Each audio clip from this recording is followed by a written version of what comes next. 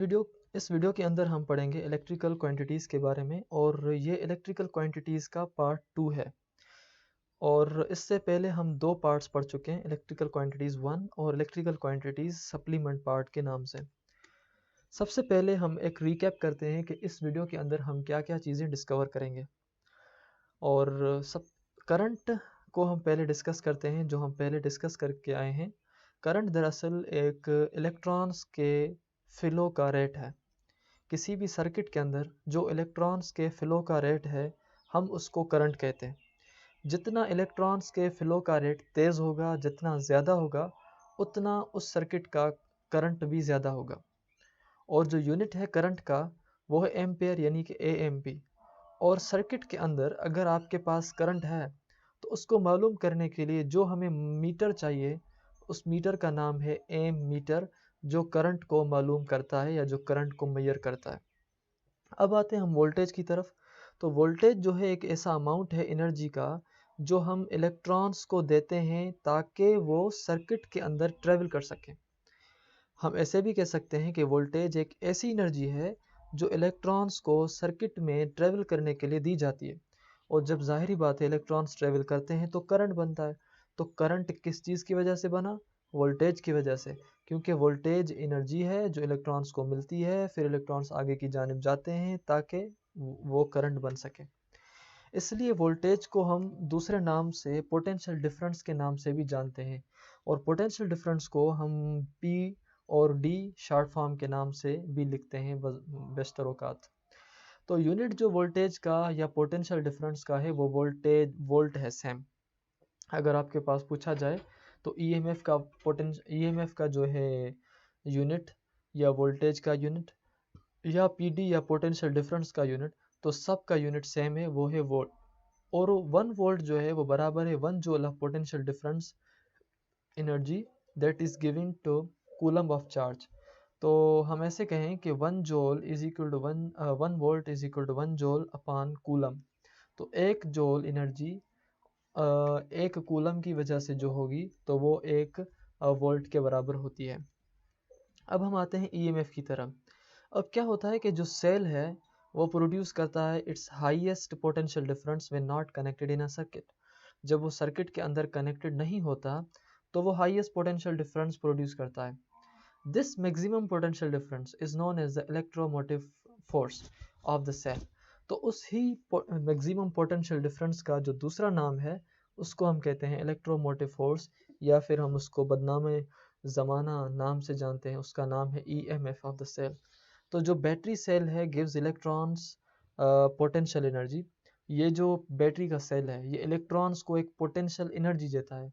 This energy is then passed on to the components in the cell. फिर उस cell के जो energy पास करता है, जो कंपोनेंट्स होते हैं उस सेल के साथ लगे हुए, तो उनको इस जरिए से जो आपके इलेक्ट्रॉन्स होते हैं वो फ्लो होने शुरू होते हैं due to this cell. Again मैं आपसे बात करूं कि जो सेल है वो एक हाईएस्ट पोटेंशियल डिफरेंस क्रिएट करता है। अब पोटेंशियल का मतलब है ताकत, और डिफरेंस का मतलब है तफर्रुक, मतलब उनके दरमियान एक इख्तलाफ हो। तो ताकत एक जगह पे कम होगी, दूसरी जगह पे ज़्यादा होगी, तो हम कहेंगे कि वहाँ पोटेंशियल डिफरेंस हुआ है। जिसको ताकत ज़्यादा होती है तो हम कहते हैं उसके पास पोटेंशियल ज़्यादा है। जिसको ताकत कम होती है तो हम उसको कहते हैं पोटेंशियल कम है। तो पोटेंशियल डिफरेंस क्रिएट होता है एक ताकतवर आदमी और एक कमज़ोर आदमी के दरमियान। तो इलेक्ट्रॉन भी फ्लो तब होता है जब आपके दरमियान पोटेंशियल डिफरेंस हो, सर्किट के दरमियान पोटेंशियल डिफरेंस हो, एक तरफ ज़्यादा हो, दूसरी तरफ कम हो, तभी इलेक्ट्रॉन फ्लो होगा। पानी भी तब फ्लो होता है जब एक तरफ पानी हो ज़्यादा हो और दूसरे तरफ पानी कम हो। जब दोनों तरफ पानी बराबर होता है तो पानी कहीं भी नहीं जाता। तो पानी के लिए पानी का डिफरेंस चाहिए फ्लो होने के लिए। इसी तरह वोल्टेज वोल्टेज को या करंट को फ्लो होने के लिए भी पोटेंशियल डिफरेंस की ज़रूरत है। As soon as the cell is connected in a circuit, जैसे ही आप सर्किट के अंदर उस सेल को कनेक्ट करते हैं तो पोटेंशियल डिफरेंस आपका ड्रॉप हो जाता है because of the energy wastage inside the cell. क्योंकि उस सेल के अंदर एनर्जी ज़ाया हो जाती है। अगेन ये आप समझें कि जैसे ही आप सेल को कनेक्ट करते हैं सर्किट को इन अ सर्किट, तो फिर क्या होता है कि जो पोटेंशियल डिफरेंस है वो ड्रॉप हो जाता है। क्योंकि जो एनर्जी वेस्टेज है साइड के अंदर वो कम हो जाती है। अब एनर्जी पोटेंशियल डिफरेंस वेस्ट होने का मतलब ये है कि पहले पोटेंशियल डिफरेंस था, फर्स्ट केस बैटरी की वोल्टेज थी 12, सर्किट के पास था 0 वोल्टेज। जैसे जैसे वोल्टेज चलता गया तो फिर क्या होगा कि यहाँ भी 2 वोल्टेज और यहाँ भी 2 वोल्टेज, जब दोनों तरफ वोल्टेज बराबर हो जाता है तो फिर हम कहते हैं कि इसमें से जो एनर्जी है वो वेस्टेज हो गई, तो बाद में वो सारे के सारे बराबर हो जाएंगे। सेल में भी ज़ीरो और जिस चीज़ को वो प्रोवाइड कर रहा है करंट या वोल्टेज तो उसमें भी ज़ीरो, तो फिर वो आपस में बराबर हो जाते हैं due to the energy wastage. ये चीज़ याद करने के लिए कि जहाँ भी ये निशानी हो प्लस और माइनस तो वो एक सिंगल सेल कहलाई जाती है, और जहाँ ये निशानी हो तो हम कहते हैं कि वहाँ बैटरी है जिस जो मुख्तलिफ सेल्स की बनी हुई है। अब क्या है कि हमने अगर पोटेंशियल डिफरेंस को यानी कि वोल्टेज को यानी कि ईएमएफ को सर्किट के अंदर अगर हमने मालूम करना है तो उसको मालूम करने के लिए हमें जिस चीज़ के इंस्ट्रूमेंट की ज़रूरत होती है उसका नाम है वोल्ट मीटर। तो voltage is measured using a volt meter. अगर आपने किसी चीज़ के दरमियान वोल्टेज मालूम करना है तो आपने वोल्ट मीटर की ज़रूरत पड़ेगी, और अगर करंट मालूम करना है तो हम पीले पीले पढ़ के आए हैं कि वह हमें वहाँ एमीटर की ज़रूरत पड़ेगी। तो पिछले लेक्चर के अंदर हमने ये चीज़ समझी थी इलेक्ट्रिकल क्वांटिटीज़ सप्लीमेंट के अंदर या इलेक्ट्रिकल क्वांटिटीज़ वन लेक्चर के अंदर कि जब भी आपने करंट को मालूम करना होगा तो आपने एमीटर को जो है उस सर्किट के साथ सीरीज़ में लगाना होगा। इसी तरह अगर आपने वोल्टेज को मेजर करना होगा तो कंपोनेंट को सर्किट के अंदर जो वोल्ट मीटर को आपने अगर सर्किट के अंदर लगाना है तो वो लगाना है पैरेलल। अब फर्ज करें कि ये आपका सर्किट है, इस सर्किट के पैरेलल लगाना है। फर्ज करें इस चीज़ की आप मालूम करना चाह रहे हैं पोटेंशियल डिफरेंस, तो आप इस पॉइंट से लेकर इस पॉइंट तक मालूम करेंगे कि पोटेंशियल डिफरेंस क्या है। क्योंकि देखें डिफरेंस को मालूम करने के लिए आपने दो एंड्स को टच करना होगा। उसकी एक एंड है इस साइड वाली और दूसरी एंड है इस साइड वाली। तो दोनों एंड से जब आप जाएंगे तो ही आपको पता चलेगा ना कि इस चीज़ में डिफरेंस कितना है, इस चीज़ की ताकत में डिफरेंस कितना है। तो पोटेंशियल डिफरेंस को मालूम करने के लिए आपने सर्किट को लगाना होता है पैरेलल में। तो दैट्स व्हाई वी से to measure the voltage across a component in a circuit, the voltmeter must be placed in parallel with it. तो ये आपके पास बैटरी है जो सिंगल सेल बैटरी है और 1.5 वोल्टेज की है। अगर आपने इस बैटरी का पोटेंशियल डिफरेंस मालूम करना है तो बैटरी के एक टर्मिनल से वोल्ट मीटर का एक टर्मिनल और बैटरी के दूसरे टर्मिनल से वोल्ट मीटर का दूसरा टर्मिनल, तो ही जाके आप इसका पोटेंशियल डिफरेंस मालूम कर सकते हैं। अगर ये दोनों टर्मिनल ये टर्मिनल आप इस साइड लगाते और ये भी इस साइड लगाते तो आप पोटेंशियल डिफरेंस मालूम नहीं कर पाते। पोटेंशियल डिफरेंस को मालूम करने के लिए ज़रूरी है कि जो जिस सर्किट की या जिस कंपोनेंट का पोटेंशियल डिफरेंस मालूम कर रहे हैं उसके दोनों कंपोनेंट से आप जो है उस वोल्ट मीटर को कनेक्ट करें, और इस कनेक्शन के तरीके को हम पैरेलल कनेक्शन कहते हैं। इसी तरीके से अगर आप मेजर कर रहे हैं पोटेंशियल डिफरेंस इन सर्किट, और सर्किट ज़ाहिर बात है कुछ सर्किट सीरीज भी होते हैं और पैरेलल सर्किट भी होते हैं। तो in a series circuit the total potential difference of the supply is shared between the various components, so the voltages around a series circuit always add up to equal the sources of the voltage. अब ये होता है कि जो आपके पास total अगर series circuit है उसके अंदर आप मालूम करना चाह रहे हैं वोल्टेज, तो यहाँ इस बैटरी का ये जो बैटरी है ये डबल सेल बैटरी है, इसका आप वोल्टेज मालूम करें इस पॉइंट के ऊपर तो इसका वोल्टेज तो 12 वोल्ट है। अब ये इस बैटरी के साथ ये एक कंपोनेंट, ये दूसरा कंपोनेंट, ये तीसरा कंपोनेंट, ये अब उसके साथ कनेक्टेड है। आपने क्या करना है कि इन तीनों का वोल्टेज यानी पोटेंशियल डिफरेंस अलग अलग मालूम करना है। ऐसे नहीं है कि आप यहाँ से मालूम कर लें तो आप सबने समझना है कि बस हो गया, नहीं, इसका अलग मालूम करना है और इसका अलग और इसका अलग। फिर क्या करना है कि आपने इसका जो वोल्टेज आएगा और तीनों का जो वोल्टेज आएगा, तीनों को जब आप मिलाएंगे तो वो वोल्टेज आपका टोटल वोल्टेज कहलाया जाएगा। इसलिए हम कहते हैं ना सीरीज सर्किट के अंदर जो टोटल वोल्टेज पोटेंशियल डिफरेंस है सप्लाई का is shared between the various components, जो उसके अंदर कंपोनेंट्स होते हैं उनमें शेयर हो जाता है। So the voltage around series circuit, तो इसलिए जो वोल्टेज किसी भी सीरीज सर्किट के अराउंड होगा तो उसको आपने एडअप करना होगा to equal the source voltage, ताकि वो सोर्स वोल्टेज यानी जहाँ से बिजली जहाँ से वोल्टेज आ रहा है उसके बराबर हो सके। अब आपके पास है पैरेलल सर्किट। पैरेलल सर्किट के अंदर अगर आप वोल्ट मीटर कनेक्ट करेंगे तो किस तरह से मालूम करेंगे और क्या इफेक्ट पड़ेगा वो अब हम जान रहे हैं। पैरेलल सर्किट के अंदर all components get the full source voltage, so the voltage is same across all components. आप यहाँ वोल्टेज मालूम करेंगे तो भी आपको 12 वोल्ट मिलेगा, यहाँ तो भी 12 वोल्ट, यहाँ तो भी 12 वोल्ट। तो पैरेलल सर्किट के अंदर जो पोटेंशियल डिफरेंस है वो सारे सर्किट के अंदर डिस्ट्रीब्यूट एक जैसा ही होता है। जब एक जैसा ही वो सर्किट के अंदर पोटेंशियल डिफरेंस डिस्ट्रीब्यूट होता है तो फिर आप जहाँ भी ज़ाहिरी बातें मालूम करेंगे तो पोटेंशियल डिफरेंस आपको एक जैसा ही मिलेगा। तो अगर आपका वोल्टेज यहाँ 12 वोल्ट है और यहाँ भी 12 वोल्ट है और यहाँ भी 12 वोल्ट है तो it means there is same across all the components. So whenever current flows around an electrical circuit, तो जब भी करंट आपका फ्लो होता है किसी इलेक्ट्रिकल सर्किट में अंदर, there is resistance to the electrons. Current flow जब भी होता है किसी भी इलेक्ट्रिकल सर्किट के अंदर तो वहाँ इलेक्ट्रॉन्स को ज़ाहिरी बातें रेजिस्टेंस होगी। आप भी जहाँ भी जाएंगे तो वहाँ रुकावटें होती हैं।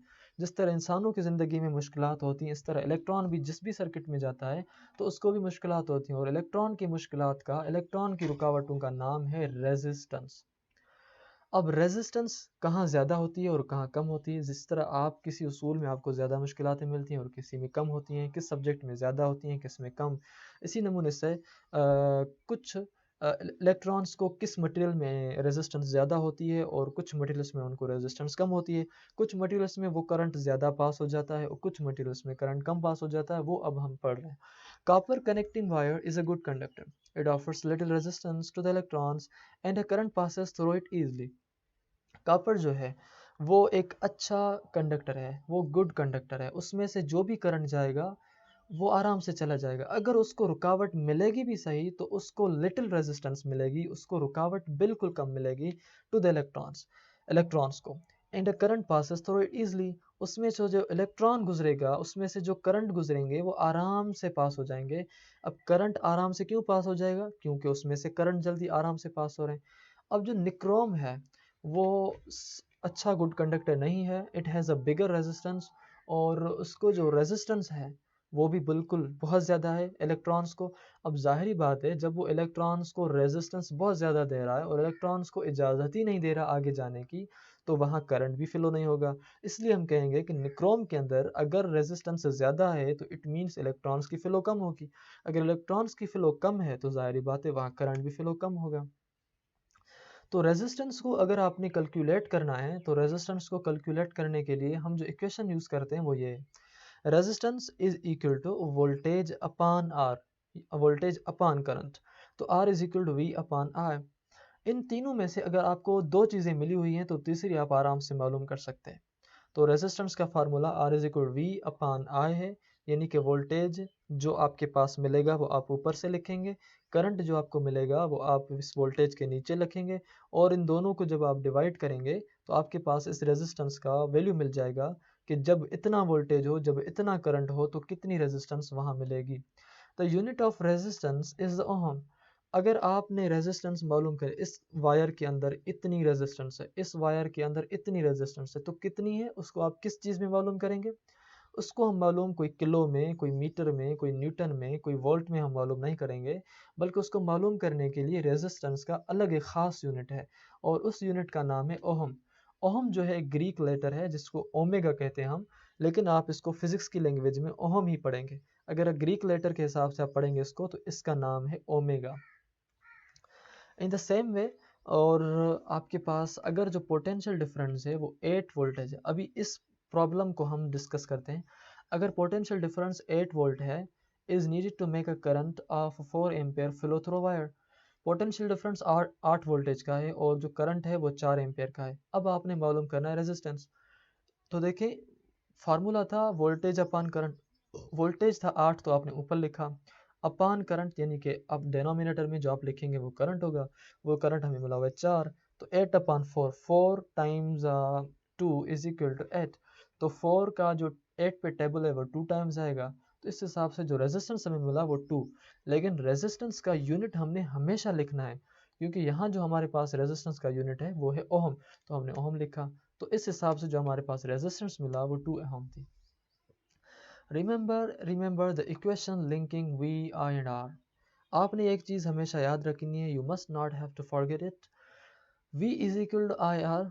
अगर आपके पास करंट मिला हुआ हो और आपके पास रेजिस्टेंस मिली हुई हो तो आप मालूम कर सकते हैं वोल्टेज इस फार्मूले से। अगर आपके पास वोल्टेज मिला हुआ हो और रेजिस्टेंस मिली हुई हो तो आप मालूम कर सकते हैं करंट इस फार्मूले से, वो है I is equal to V upon R. और इस तरीके से अगर आपके पास वोल्टेज और करंट मिला हुआ हो तो आप मालूम कर सकते हैं resistance R is equal to V upon I फार्मूले से। लेकिन कुछ चीज़ें यहाँ भी हैं जो रेजिस्टेंस को अफेक्ट करती हैं, रेजिस्टेंस के ऊपर असरअंदाज होती हैं। उनमें से मुख्तलिफ चीज़ें हैं। फैक्टर्स अफेक्टिंग रेजिस्टेंस, सबसे पहले को लेंथ ऑफ वायर, वायर की लेंथ कितनी है, अगर ज़्यादा होगी कम होगी तो रेजिस्ट पे फ़र्क पड़ेगा। क्रॉस सेक्शनल एरिया, उस वायर का एरिया कितना है, छोटी होगी तो रेजिस्टेंस अलग, बड़ी एरिया होगी तो रेजिस्टेंस अलग। मटेरियल कौन सा है, जिस तरह आप पहले पढ़ के आए कि निक्रोम था तो वो बेड कंडक्टर था, कॉपर था तो वो गुड कंडक्टर था। तो आपने ये चीज़ तो समझ ली कि मटेरियल के ऊपर भी रेजिस्टेंस डिपेंड करती है। अगर आप करंट मालूम करेंगे, पास करेंगे वुड से, तो ज़ाहिर बात नहीं होगा क्योंकि वुड के अंदर इलेक्ट्रॉन्स फ्री नहीं है। तो मटेरियल के ऊपर भी आपकी रेजिस्टेंस अफेक्ट करती है। तीसरी चीज़ है टेम्परेचर। चीज़ें रखने से गर्म हो जाती हैं, गर्म हो जाने के बाद उनके अंदर जो रेजिस्टेंस है वो बढ़ती है, वो कम होती है, वो अभी हम पढ़ेंगे। सबसे पहले हम डिस्कस कर रहे हैं कि टेम्परेचर के बारे में। For metal conductors resistance increases with temperature. अगर आपके पास कोई कंडक्टर है मेटल, सेमी कंडक्टर की हम बात नहीं कर रहे, सेमी कंडक्टर का अगर आप रेजिस्टेंस बढ़ाएंगे तो टेम्परेचर बढ़ाएंगे तो उसकी कंडक्टिविटी बढ़ती है। लेकिन मेटल कंडक्टर्स की हम यहाँ ख़ास बात कर रहे हैं कि अगर आप उनकी रेजिस्टेंस को इंक्रीज़ करेंगे टेम्परेचर के साथ, अगर मेटल कंडक्टर्स के अंदर आप टेम्परेचर इंक्रीज करेंगे तो उनकी रेजिस्टेंस भी इंक्रीज हो जाएगी। फॉर अ सेमी कंडक्टर, अगर आप उनका टेम्परेचर इंक्रीज करेंगे तो उनकी जो रेजिस्टेंस है वो डिक्रीज होती जाएगी। तो this is somehow inverse in these two type of the materials. तो इसका मतलब ये हुआ कि मटेरियल के ऊपर, एक मटेरियल है कंडक्टर, जिसका टेम्परेचर बढ़ाते हैं तो उसकी रेजिस्टेंस बढ़ती है, मतलब टेम्परेचर बढ़ाने से उसकी करंट को पास करने की सलाहियत कम हो जाएगी। इसी तरह सेमी कंडक्टर के अंदर अगर आप उसको टेम्परेचर बढ़ाएंगे, अगर आप उसको गर्म करेंगे तो उसको करंट को पास करने की जो कैपेबिलिटी है वो बढ़ जाएगी। When a current flows through a wire, resistance causes a heating effect. जब आपका करंट फ्लो किसी वायर से होता है तो वहाँ जो रेजिस्टेंस है, जो रुकावट है, उसकी वजह से आपका हीटिंग इफेक्ट प्रोड्यूस हो जाता है। This principle is used in heating element. और ये जो प्रिंसिपल है आपका हीटिंग एलिमेंट के अंदर इस्तेमाल होता है, and in filament light bulbs. और आपके जो लाइट बल्ब्स होते हैं उनके अंदर, अब ये जो लाइट बल्ब्स आपके पास होते हैं इनके अंदर क्या होता है कि जैसा ही इनके अंदर करंट आता है तो इनकी जो रेजिस्टेंस है वो बढ़ जाती है, और रेजिस्टेंस बढ़ जाने की वजह से वो गर्म हो जाने शुरू हो जाते हैं, और जैसे ही वो गर्म होते हैं तो वो चमकने शुरू हो जाते हैं। तो electrons collide with atoms as they pass through conductors. जैसे ही कंडक्टर से इलेक्ट्रॉन्स पास होते हैं तो वो आपस में कोलाइड होते हैं। कोलाइड होने की वजह से वो इलेक्ट्रॉन्स क्या करते हैं कि अपनी एनर्जी लूज़ करते हैं। तो एनर्जी लूज़ करने की वजह से क्या होगा कि जो एटम्स हैं फिर वो ज़्यादा वाइब्रेट करते हैं। अब ज़ाहिरी बात है, जो चीज़ ज़्यादा वाइब्रेट होती रहती है तो वहाँ हीट पैदा हो जाती है। अगर आप दो अपने हाथों को अपने हाथों से ही रब करें तो 5 मिनट आप उनको करेंगे तो आपके हाथ ही गर्म हो जाएंगे। ये तो इलेक्ट्रॉन्स हैं। तो ये इलेक्ट्रॉन्स भी किसी एटम के अंदर अगर बार बार किसी के साथ कोलाइड करते रहेंगे, और कोलाइड करने की वजह से एटम्स के अंदर वाइब्रेशन पैदा हो जाएगी, तो वाइब्रेशंस की वजह से ज़ाहिरी बात है वहाँ हीटिंग इफेक्ट हो जाता है, वहाँ वो चीज़ गर्म हो जाती है। तो गर्म हो जाने की वजह से वहाँ कंडक्टिविटी उनकी कम हो जाती है। फिर हम कहते हैं कि टेम्परेचर बढ़ा तो उनकी कंडक्शन कम हो गई, यानी कंडक्टिविटी कम हो गई। दूसरी चीज़ है आपके पास लेंथ ऑफ वायर। तो wires A and B have the same cross sectional area. इन ए और बी को जो एरिया है, एरिया के हिसाब से जो इनका जो मोटापन है, ये दोनों एक जैसी मोटी है, ये दोनों इनका जो एरिया है वो एक जैसा है, मगर उनकी जो लेंथ है वो अलग अलग है। ए की थोड़ी छोटी लेंथ है और बी की जो लेंथ है वो उससे बड़ी है। Wire B is twice A is long is wire. Wire जो बी है वो ए से दुगनी है, ए से 2 मरतबा बड़ी है। And has twice the resistance. फिर क्या होगा कि जैसे जैसे लेंथ बढ़ती है वैसे वैसे करंट को आखिर तक पहुंचने में रुकावटें ज़्यादा होती हैं। जब उसको आखिर तक पहुंचने में रुकावटें ज़्यादा होंगी तो हम कहेंगे कि रेजिस्टेंस वहाँ ज़्यादा पैदा हुई है। तो इसलिए जैसे ही लेंथ ऑफ द वायर आप बढ़ाते हैं तो वहाँ रेजिस्टेंस भी बढ़ जाती है। इसलिए हम कहते हैं कि resistance directly proportional to length. If resistance increases, if length increases then resistance will also increase। तो resistance is directly proportional to length। Wires हैं आपके पास A एंड B जिनको सेम लेंथ है एंड और eight the same temperature. A और B जो दोनों wires हैं उनकी लेंथ भी एक तो सेम है और वो दोनों सेम टेम्परेचर पे है। दोनों आप चीज़ें समझें कि उनकी एक तो लेंथ सेम है, दूसरा उनका जो टेम्परेचर है वो दोनों सेम है, मगर उनमें जो फ़र्क है वो है एरिया का। ए का एरिया कम है और बी का एरिया ए से 2 गुना ज़्यादा है। तो इस वजह से जो बी के अंदर जो रेजिस्टेंस है वो कम होगी, क्योंकि अभी एरिया ज़्यादा होने की वजह से इलेक्ट्रॉन्स एक जगह से दूसरी जगह आराम से जा रहे हैं, वो आपस में कोलाइड नहीं कर रहे, वो आपस में टकरा नहीं रहे।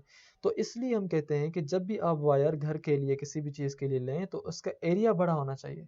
एरिया बड़ा होने से उसमें रेजिस्टेंस कम पैदा होगी। अगर रेजिस्टेंस कम पैदा होगी तो वो वायर गर्म नहीं होगी, अगर वो वायर गर्म नहीं होगी तो वो जलेगी भी नहीं, जलेगी नहीं तो वो खतरा भी जो है हमारे घर में बड़ी वायर की वजह से कम होगा। इसलिए जब भी बिजली बड़ी हो तो वहाँ जो वायर का एरिया हो, वायर जो मोटापन हो वायर का वो बड़ा होना चाहिए। तो जैसे आप एरिया बढ़ाते हैं तो उसकी जो रेजिस्टेंस है वो कम हो जाती है। तो resistance inversely proportional to area, cross sectional area. अगर आप एरिया बढ़ाएंगे तो रेजिस्टेंस कम होगी, अगर आप एरिया कम करेंगे तो रेजिस्टेंस बढ़ जाएगी। सम वायर्स हैव मच मोर। अब हम डिस्कस कर रहे हैं मटेरियल्स के बारे में जो एक फैक्टर है जो अफेक्ट कर रहा है रेजिस्टेंस को। Some wires have much more resistance for a given length. कुछ वायर्स को जो है किसी गिवन लेंथ के लिए रेजिस्टेंस जो है वो बहुत ज़्यादा होती है। For example a 10 centimeter of length of nichrome has a much more higher resistance than the copper of the same length। आप ऐसे करें कि निक्रोम की 10 सेंटीमीटर लेंथ लें वायर की, और दूसरी तरफ आप कॉपर का भी 10 सेंटीमीटर लेंथ वायर लें। अब क्या है कि उनकी जो लेंथ हो वो भी सेम हो और उनका क्रॉस सेक्शनल एरिया हो वो भी सेम हो, उनका टेम्परेचर भी सेम हो, हर चीज़ आप उनकी सेम रखें। फिर भी क्या होगा कि निक्रोम जो है वो करंट को यानी इलेक्ट्रॉन्स को जो रेजिस्टेंस देगा, जो रुकावट देगा वो ज़्यादा होगी। उसकी वजह से हम कहेंगे कि निक्रोम मटेरियल है, निक्रोम मटेरियल इफेक्ट कर रहा है रेजिस्टेंस के ऊपर। तो मुख्तलिफ मटेरियल्स की जो रेजिस्टिविटी होती है वो डिफरेंट मुख्तलिफ होती है। जिस तरह कांस्टेंटन 49 × 10⁸ पावर -8 जो है ओहम पर मीटर इसकी रेजिस्टिविटी है। और अब ओहम पर मीटर का मतलब है कि 49 × 10⁻8 ओहम इनकी रेजिस्टेंस होगी 1 मीटर के लिए, इसका मतलब ये है। और निक्रोम जो है 100 × 10⁻8 ओहम रेजिस्टेंस देगा 1 मीटर निक्रोम के लिए। टंगस्टन रॉड जो है वो 55 × 10⁻8 ओहम रेजिस्टेंस देगा 1 मीटर रॉड के लिए। इसलिए जो रेजिस्टिविटी है उसका यूनिट हो जाता है ओहम अपान मीटर। बाकी जो रेजिस्टिविटी को शो करने के लिए हमारे पास चीज़ है वो है रो। एक ग्रीक लेटर है रो, RHO। वो ग्रीक लेटर जो RHO रो है वो हमें रेजिस्टिविटी कांस्टेंट देता है for any given material. Combining the resistance equation. अब ये जो चारों फैक्टर्स आपने पढ़े या जो भी फैक्टर्स आपने पढ़े, अब इन सब फैक्टर्स को हम रेजिस्टेंस इक्वेशन के अंदर कंबाइन कर रहे हैं। Resistance directly proportional to length आपने पढ़ा कि जितनी लेंथ आप बढ़ाएंगे उतना रेजिस्टेंस बढ़ेगा, जितनी लेंथ आप कम करेंगे उतनी रेजिस्टेंस कम होगी। और ये भी चीज़ आपने पढ़ी कि जितना एरिया आप बढ़ाएंगे उतनी रेजिस्टेंस कम होगी और जितना एरिया आप कम करेंगे उतनी रेजिस्टेंस बढ़ेगी। अब इन दोनों को अगर आप मिलाएं तो इस साइड रेजिस्टेंस है, दोनों साइड हमने रेजिस्टेंस सेम लिखा। यहाँ भी प्रोपोर्शनलिटी की साइन है, यहाँ भी प्रोपोर्शनलिटी की साइन है, वो हमने सेम लिखी। यहाँ लेंथ है और यहाँ एरिया है। लेंथ ऊपर की साइड है इसलिए हमने लेंथ ऊपर लिखा, अपान में एरिया इसलिए हमने अपान में एरिया लिखा। तो हमारे पास अब इक्वेशन आ गई, वो हो गई resistance proportionality sign into length upon area. अब आपके पास ये है फार्मूला कि रेजिस्टेंस को हमने लिखा R, लेंथ को हमने लिखा L, एरिया को हमने लिखा A। बाकी जब भी हम ये प्रोपोर्शनलिटी की साइन हटाते हैं तो उस टाइम हम दो चीज़ें करते हैं। एक तो हम प्रोपोर्शनलिटी की जगह इक्वल की साइन देते हैं और दूसरा हम कांस्टेंट देते हैं। लेकिन यहाँ जो कांस्टेंट था और रेजिस्टिविटी का वो है रो, इसलिए जो यहाँ पूरा फार्मूला हो गया वो हो गया R is equal to rho L upon A. R is equal to rho L upon A, यानी कि रेजिस्टेंस डिपेंड करेगी उसकी रेजिस्टिविटी के ऊपर, रेजिस्टेंस डिपेंड करेगी उनकी लेंथ के ऊपर, रेजिस्टेंस डिपेंड करेगी उनके एरिया के ऊपर। तो अगर आपने सिर्फ और सिर्फ इस रो का वैल्यू मालूम करना है, तो फ़र्ज़ करें आपका रो जो है यहाँ सेम पॉइंट पर है, एरिया जो है ये डिवाइड में है, तो जब वो आर की साइड जाएगी तो आर के साथ एरिया मल्टीप्लाई हो जाएगी, जिस तरह यहाँ है आर इंटू ए। एल जो है यहाँ मल्टीप्लाई में इस ओ रो के साथ, तो जैसे ही एल दूसरी साइड आएगी तो वो किसकी जाएगी जी, डिवाइड में हो जाएगी। इसलिए अगर आपने रो का फार्मूला, रेजिस्टिविटी का फार्मूला मालूम करना है, तो वो हो जाएगा rho is equal to R A upon L. Comparing different wires A and B made from the same material, so rho is the same for each wire at the same temperature. अगर आप compare करेंगे different wires को A and B को जो made हुई हैं same material से, अगर उनका मटेरियल सेम है तो फिर जाहिरी बात है उनकी जो रेजिस्टिविटी है या जो रो का वैल्यू है वो सेम होगा। So rho is the same for each wire at the same temperature. तो resistance into area upon length is equal to resistance into area upon length. तो आपके पास ये जो है आपके पास एक इक्वेशन आ गई, ताकि हम टेम्परेचर कांस्टेंट रखने के बाद इस फार्मूले को हम लगा सकें। Resistance upon into area A upon length L is equal to resistance of B into area of wire B upon length of wire B. तो अब हम जाते हैं रेजिस्टेंस के बारे में कुछ ज़्यादा जानने, क्योंकि जहाँ जो ज़्यादातर झगड़ा चल रहा है वो रेजिस्टेंस का ही है। रेजिस्टेंस की वजह से रेजिस्टिविटी आई, सारा कुछ हो रहा है। तो रेजिस्टर की जो, अगर हम जैसे ही आप रेजिस्टर समझें तो आप रेजिस्टर की ये सिंबल समझ लें, असल रेजिस्टर ये है, असल रेजिस्टर की शक्ल ये है, यही है वो मुजरिम जो करंट को रोकता है, यही है वो डाकू जो सारे के करंट को रोकता है। अब ये तो इसकी सर्किट के अंदर अगर आप रखेंगे तो इसकी असल शक्ल ये है, लेकिन आप इस शक्ल को बना पाएंगे अपनी कॉपी के अंदर, या बार बार अगर आपने सर्किट बनाना हो, 10 रजिस्टर बनाने हो, तो इस तरह 3D हम अब नहीं बना सकते इसकी। तो इसलिए रजिस्टर की जो सर्किट के अंदर उसको मालूम करने के लिए जो आपके पास निशानी है वो ये है, इस निशानी को हम लिखते हैं। लेकिन उसके अलावा इसकी एक और निशानी भी है जो बहुत ज़्यादा किताबों में लिखी जाती है, वो है उसकी ये निशानी। आप रेजिस्टर की जहाँ भी ये सिंबल देखें तो भी समझे यहाँ रेजिस्टर है सर्किट में, जहाँ आप ये सिंबल देखें तो इसका मतलब भी रेजिस्टर है। और ये जो सिंबल है, ये सिंबल है वेरिएबल रेजिस्टर का, यानी कि ऐसा रेजिस्टर जो चेंज होगा। इसकी सिंबल ये भी है और इसकी सिंबल जो है इस हिसाब से भी है, ये सेम, और उसके ऊपर ये एरिया होगा। तो आप ये सिंबल लिखें या आप ये सिंबल लिखें, no issue, it's up to you, आप अपनी मर्ज़ी के मालिक हैं। तो रेजिस्टर का जो 1 किलो ओम है वो 1000 ओम के बराबर है, और रेजिस्टर का जो 1 मेगा ओम है वो बराबर है 1 इंटू 60 ओम के, यानी कि आप ऐसे समझें 10 लाख ओम के 1 मेगा ओम बराबर है। बाकी जो वेरिएबल रेजिस्टर है use for varying current, for example in light dimmer switches, जो आपके पास पंखे को स्लो करने के लिए जो स्पीड होती है, जो रेगुलेटर होता है, वो दरअसल रेगुलेटर या स्पीड कम करने वाली कोई डिवाइस नहीं होती, वो वेरिएबल रेजिस्टर ही होता है। इसके अंदर 7-8 रेजिस्टर्स लगे होते हैं, जिस रेजिस्टर के ऊपर आप इसकी नोक खड़ी करते हैं उस जितनी उसको रुकावट मिलती है और उस जितनी उसकी स्पीड स्लो हो जाती है। दूसरी तरफ है आपके पास थर्मिस्टर। अब ये जो थर्मिस्टर है ये भी बड़ी चीज़ है। थर्मिस्टर जो है हाई रेजिस्टेंस है व्हेन कोल्ड, जब थर्मिस्टर ठंडा होगा तो ये ज़्यादा रुकावट प्रोड्यूस करेगा, but much lower resistance when hot, जब ये गर्म होगा, जब इसको गर्म किया जाएगा, जब इसको हीट अप किया जाएगा तो ये रेजिस्टेंस कम देगा।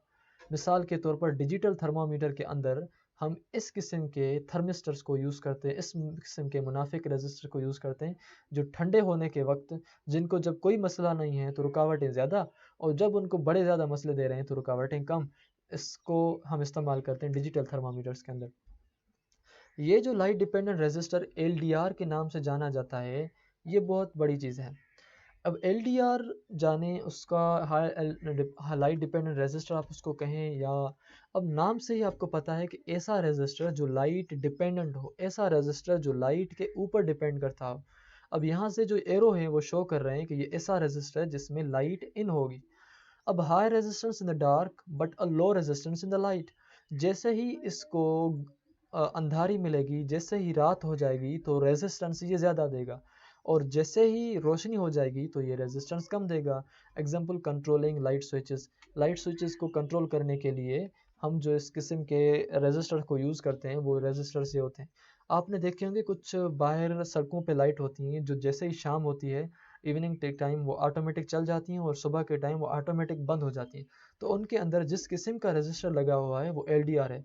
LDR वैसे तो काम इस तरह का करता है, जब उसको अंधारी दी जाएगी, जब उसको रोशनी नहीं दी जाएगी तो वो रेजिस्टेंस देगा, और जब उसको रोशनी दी जाएगी तो वो रेजिस्टेंस कम देगा। मतलब रेजिस्टेंस कम देगा तो करंट को फ्लो करेगा। लेकिन अगर इसके टर्मिनल्स को आप उल्टा लगा दें सर्किट में तो इसका काम इस डेफिनेशन से उल्टा हो जाएगा। बाज़ाहिर इसकी डेफिनेशन ये है, लेकिन अगर आप इसको सर्किट के अंदर उल्टा लगाएंगे ना तो इसकी डेफिनेशन उल्टी हो जाएगी। मतलब डार्क में लो रेजिस्टेंस और लाइट में हाई रेजिस्टेंस। तो हमें जिस किस्म की एप्लीकेशन चाहिए होती है हम इस LDR को उस हिसाब से लगाते हैं। हम इससे हमने काम लेना है और हमें काम चाहिए मतलब का बस। अब ये देखें कि इस रेजिस्टेंस को हम ऐसे भी लिखते हैं, फ़र्ज़ करें ये इसके अंदर ऐसे होता है, और हो सकता है कि आपके पास इस तरह की सिंबल्स हों, आप कंफ्यूज ना हो इस वजह से, और इसके ऊपर फिर एरो होते हैं इस तरह। तो हम LDRs को इस तरह से बनाते हैं। और उसके बाद आपके पास है डायोड। अब डायोड बज़ाहिर तो ऐसे होते हैं, लेकिन उनको जो आप बाहर मार्केट के अंदर या सर्किट के अंदर आप जब उनको ड्रा करेंगे तो उनकी जो शक्ल है वो कुछ इस तरह की है। Extremely high resistance in one direction, अगर एक डायरेक्शन में वो कम फ्लो होंगे, एक डायरेक्शन में एक तरफ में वो बिल्कुल ज़्यादा रेजिस्टेंस देंगे, और अगर करंट को हम दूसरे डायरेक्शन में फ़्लो कराएं तो बिल्कुल शरीफ हो जाएंगे। मतलब डायोड के अंदर एक रास्ता बंद होता है और दूसरा रास्ता खुला हुआ होता है। तो ये जो रास्ता है ये खुला हुआ है, और ये जो रास्ता है यहाँ से ये बंद है, उस तरफ से करंट आपका नहीं जा सकता। तो आप डायोड की अगर वर्किंग पढ़ें तो डायोड जो है वो मोनो डायरेक्शनल है, एक डायरेक्शन में कंडक्ट करता है। दूसरे डायरेक्शन में अगर आप उसको करंट भेजेंगे तो वो बिल्कुल भी ज़िद करेगा, वो आगे की तरफ नहीं भेजेगा। अब हम जा रहे हैं अपने असल काम की तरफ, वो है ओहम्स लॉ। 19th सेंचुरी के अंदर एक साइंटिस्ट था जिसने पहली मर्तबा इन्वेस्टिगेट किया था इलेक्ट्रिकल प्रॉपर्टीज़ वायर्स की को, और उसने रिलेशनशिप ज़ाहिर किया था वोल्टेज, करंट और रेजिस्टेंस के बारे में, और उसका नाम था बेचारे का ओहम्स लॉ। और ये आप यहाँ देख सकते हैं साइंसदान ओहम, ये था ओहम जिसके नाम से आप आजकल बहुत डरते हैं, ओहम था ये। I the symbol of current, उसने आई का जो नाम दिया वो दिया कि आई जो है वो सिंबल है करंट की।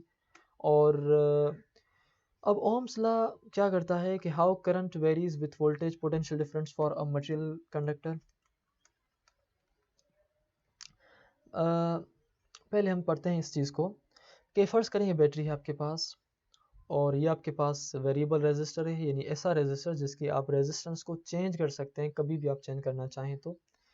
और ये आपके पास निक्रोम वायर है, उस निक्रोम वायर के ऊपर ये वोल्टेज है, और जहाँ से करंट आ रहा है वहाँ एम्पेयर मीटर लगा हुआ है। एम्पेयर मीटर आप यहाँ से देख सकते हैं वायर में सीरीज़ में लगा हुआ है, और ये जो वोल्ट मीटर है आप यहाँ देख सकते हैं कि वो पैरेलल में लगा हुआ है।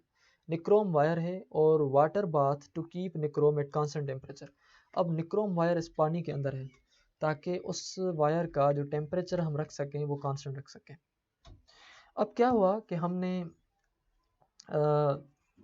जब उसका वोल्टेज हमने 2 वोल्टेज दिया वहाँ से बैटरी से, तो हमने यहाँ इसके ऊपर निक्रोम के ऊपर जब हमने वोल्टेज देखा तो हमें वोल्टेज मिला 2 वोल्ट एम्पेयर, और जो हमें यहाँ करंट मिला वो मिला 0.4 एम्पेयर। इस हिसाब से हमने अगर क्या किया कि यहाँ जो वोल्टेज दिया वो 4 एम्पेयर, और यहाँ निक्रोम के ऊपर वोल्टेज आया 4 वोल्टेज, जो करंट हो गया वो हो गया 0.8 एम्पेयर।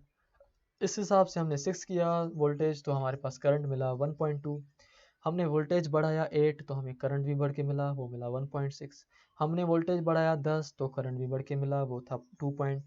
बाकी जो रेजिस्टेंस था वो सेम था क्योंकि हमने रेजिस्टेंस खुद सेम रखा है।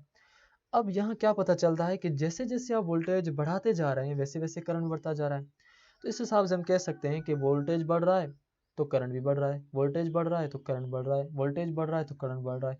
इस हिसाब से हमें जो लाइन मिलती है वो लाइन बिल्कुल सीधी लाइन मिलती है, स्ट्रेट लाइन मिलती है हमें। तो यहाँ वोल्टेज और ये करंट, इनका हमने ये पता चला कि डायरेक्ट रिलेशन है। इस चीज़ को मालूम करते हुए ओहम ने कहा कि इट मीन्स के voltage directly proportional to current. फिर उसने ये ग्राफ कहा, और ये ग्राफ पढ़ के इसने ये चीज़ सोची कि a graph of current against voltage is straight line through the origin. Origin से वोल्टेज बढ़ाते जा रहे हैं तो करंट भी बढ़ता जा रहा है। If the voltage doubles then the current doubles, अगर आप वोल्टेज को डबल कर रहे थे तो करंट भी डबल हो रहा था। In this experiment V I always has the same value, तो इस हिसाब से जो वी आई का जो वैल्यू है, वी आई कर्व का वो सेम वैल्यू है। तो फिर उसने ये कहा कि बाद में ये सब करने के बाद current is proportional to the voltage, current बढ़ेगा तो वोल्टेज बढ़ेगा तो करंट बढ़ेगा। तो उसने लिखा current directly proportional to voltage provides the temperature constant. मगर वहाँ एक चीज़ आपने सेम रखनी होगी, वो है टेम्परेचर कांस्टेंट। टेम्परेचर कांस्टेंट होगा तो हमें इन चीज़ों दो चीज़ों का पता चलेगा ना। टेम्परेचर एक ऊपर नीचे होता रहेगा तो हमें इन दो चीज़ों का आपस में रिलेशन का पता नहीं चलेगा। So what happens if temperature changes. अब ये बात है कि अगर टेम्परेचर चेंज हो तो क्या होगा, आखिर क्या उखाड़ लेगा वो। For a tungsten filament lamp as a current increases, जैसे आपका करंट इंक्रीज होता है तो temperature rises and the resistance increases. फिर क्या होता है कि रेजिस्टेंस भी इंक्रीज होता है। तो current is not directly proportional to voltage. यहाँ जो है वो करंट आपका डायरेक्टली प्रोपोर्शनल नहीं होगा। कहाँ टेम्परेचर आपका डायरेक्टली प्रोपोर्शनल नहीं होगा, वहाँ डायरेक्टली प्रोपोर्शनल नहीं होगा जहाँ टेम्परेचर चेंज होता रहेगा। लेकिन जहाँ टेम्परेचर कांस्टेंट होगा तो वहाँ करंट और वोल्टेज आपस में डायरेक्ट प्रोपोर्शनल है। जैसे टंगस्टन फिलामेंट है, यानी कि बल्ब के अंदर जो रॉड होती है उसके अंदर आपका टेम्परेचर सेम नहीं रहता, जिसकी वजह से आपका ओहम्स लॉ वहाँ नहीं लगता।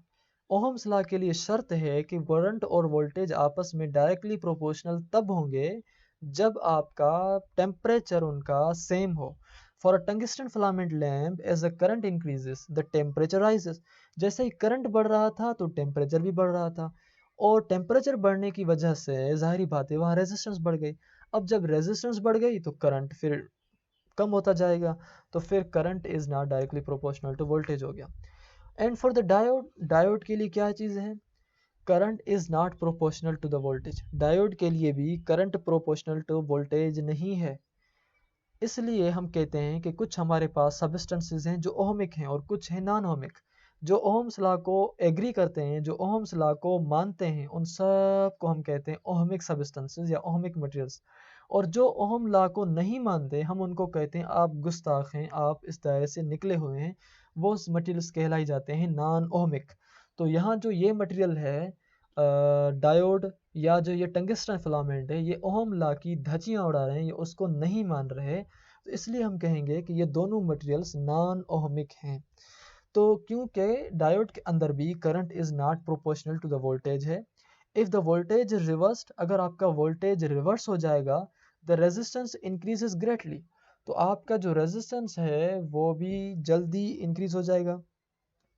So effectively making sure that current only flows in one direction in the circuit. तो इस हिसाब से करंट जो है वो फ्लो होगा सिर्फ और सिर्फ एक डायरेक्शन के अंदर। And finally understand that electric circuit transfers energy from the battery or power source to the circuit components then into the surrounding. अब क्या होता है कि chemical energy is transformed into potential energy. Battery के अंदर chemical energy जो होती है वो पोटेंशियल एनर्जी में ट्रांसफॉर्म होती है। पोटेंशियल एनर्जी फिर ट्रांसफॉर्म होती है इलेक्ट्रॉन्स के अंदर। And in the bulb this is change into thermal energy. फिर वो जैसे इलेक्ट्रॉन्स बल्ब के अंदर जाते हैं तो वो कन्वर्ट हो जाते हैं थर्मल हीट एनर्जी के अंदर, जिसकी वजह से आपका जो बल्ब है वो जलना शुरू करता है और हम कहते हैं बल्ब जल रहा है। The rate at which energy is transferred is known as power. जिस रेट के ऊपर आपकी एनर्जी ट्रांसफ़र हो रही है तो हम उसको पावर कहते हैं। द यूनिट जो पावर का है, the unit of power is the what, यानी उस वाट को हम लिखते हैं सिंबल W के साथ। और इसका जो फार्मूला है वो है P is equal to I V. Current और वोल्टेज दोनों के प्रोडक्ट को हम कहते हैं power, P is equal to I V. और अगर आपके पास वोल्टेज मिला हुआ नहीं हो तो मालूम करेंगे आप पावर और करंट के साथ, तो मालूम हो जाएगा V is equal to P upon I. अगर आपके पास पावर और वोल्टेज मिला हुआ हो तो आपको करंट मिलेगा, करंट का फार्मूला हो जाएगा I is equal to P upon V. तो इस हिसाब से P I V ये जो तीनों चीज़ें हैं ये आपस में इंटर कन्वर्टेबल हैं, ये एक दूसरे को मालूम करवा सकती हैं। 1 किलो वाट बराबर होता है 1000 वाट्स के, क्योंकि 1 किलो, किलो लफ्ज़ जहाँ भी आया उसका मतलब 1000, किलो लफ्ज़ जहाँ भी है उसका मतलब 1000, मेगा लफ्ज़ जहाँ भी है उसका मतलब उसको 6 ज़ीरो दें, किलो मतलब जहाँ भी है उसका मतलब उसको 3 ज़ीरो दें। तो किलो वाट का मतलब है 1000 वाट। अब ये जो आपके पास स्टोव है, ये जो आपके पास है इलेक्ट्रिकल केटल है, ये आपके पास 20 2200 वाट्स की आपके पास इसका पावर है, यानी कि 2.2 किलोवाट। और इसका जो हेयर ड्रायर का है वो 450 वाट है, और ये जो लैंप है इसका 11 वाट है, और ये जो आपके पास टेलीविज़न है उसका 80 वाट पावर है। And finally recall and use the equations P is equal to I V and is equal to I V T. अब पावर जो है अगर हम पढ़ें तो वो बराबर होता है energy transferred upon time taken. जितनी एनर्जी ट्रांसफ़र हुई और उस एनर्जी ट्रांसफ़र होने में जितना टाइम लगा वो पावर है। पावर का अब अगर हम दोबारा पढ़ें तो पावर इज इक्वल टू जितनी एनर्जी ट्रांसफ़र हुई किसी मखसूस टाइम में तो हम उसको कहेंगे कि वो पावर के बराबर है। तो इस हिसाब से आपके पास फार्मूला हो जाएगा P is equal to E upon T. तो P is equal to E upon T आपके पास फार्मूला है, और E का जो फार्मूला है वो है P इंटू टी। तो जो एनर्जी का फार्मूला है हमारे पास वो वैसे तो P is equal to E upon T है, लेकिन अगर आपने एनर्जी चाहिए, एनर्जी का मतलब मालूम करनी हो और आपके पास पावर और टाइम मिला हुआ हो, तो आप E is equal to P into T कर सकते हैं, दैट्स नो मैटर। तो इस हिसाब से आगे अगर हम चलते हैं तो E is equal to power. अब जो पावर है, पावर आपने हम पहले पढ़ के आए थे, तो पावर का फार्मूला था P is equal I V. तो जिस पॉइंट के ऊपर आपकी पावर P लगी हुई है वहाँ हम लगाएंगे आई वी, बाकी जहाँ T लगी हुई है वहाँ सेम T हम लगाएंगे। तो इस हिसाब से हमारा फार्मूला हो जाएगा E is equal to I into V into T. Energy मालूम करने का तब जब आपके पास करंट, वोल्टेज और टाइम मिला हुआ हो। अगर आपके पास सीधा पावर मिला हुआ हो और टाइम मिला हुआ हो तो सिंपल ये फार्मूला लगाएंगे। तो इनमें से आपको जैसी चीज़ें मिली हुई होंगी वैसा आप फार्मूला लगाएंगे, लेकिन the thing is that you must have to remember all these things.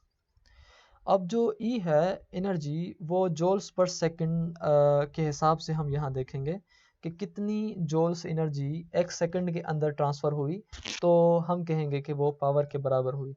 In the next video we will discuss about the electric circuits like is the filament, series and parallel, voltage and parallel circuits, or and positive anode and cathode, and components, thermistors, LDR, cells, batteries, and all these things will be discussed a little bit more, I can say, in a detail. Thank you.